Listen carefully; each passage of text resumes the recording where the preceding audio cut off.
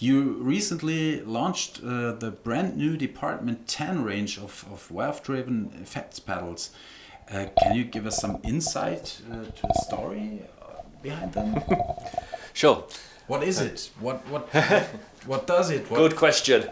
So, the very first product that we launched in 2007 was a valve overdrive pedal, and they were used by some of the biggest artists and producers around the world. But there were a couple of challenges with them. The first is they were really big, so they weren't very friendly for pedal boards. And the other thing is they had a slightly unusual power supply. So it wasn't very standard for pedal boards. So everyone loved the sound, but they weren't easy to integrate with your setup. So all the time we've been thinking about it, we've been learning and developing and coming up with new ideas.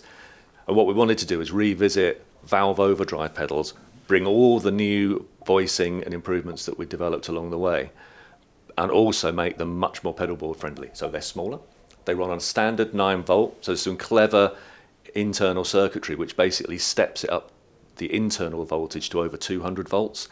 So that's like a normal valve amp operating. So it's not like a pedal, this is like a preamp in the way the valve is really working inside it. And we also wanted to, the way people play today is they want to connect to their computer, they want to connect to other outboard gear. True. So these overdrive and distortion pedals also have USB out, so you can plug it straight into your workstation and record. So it's a valve interface for guitar.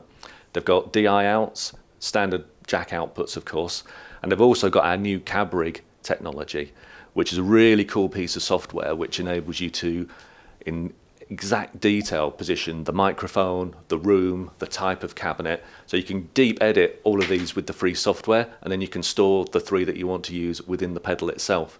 And it's almost like if your amp goes down at a gig, you can even run that straight into the PA and it will sound like a 100-watt stack coming out the PA. That's awesome. Because I'm trying to build a very small portable rig, and for me it would be maybe a thing.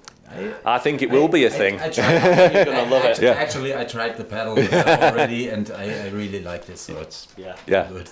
I think that other side, that whole digital side, so it's a completely analog valve preamp, which sounds, as Paul said, full voltage. Yeah.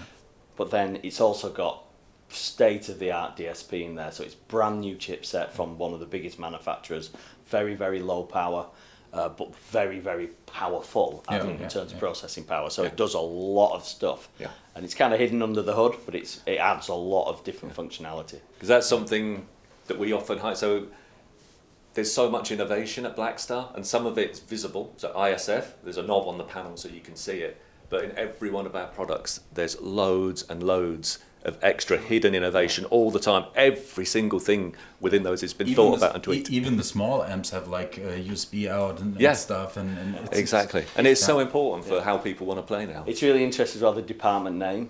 That's sort of our house, sort of in-house name, isn't it, for the innovation department. It's where all the blue sky thinking goes on.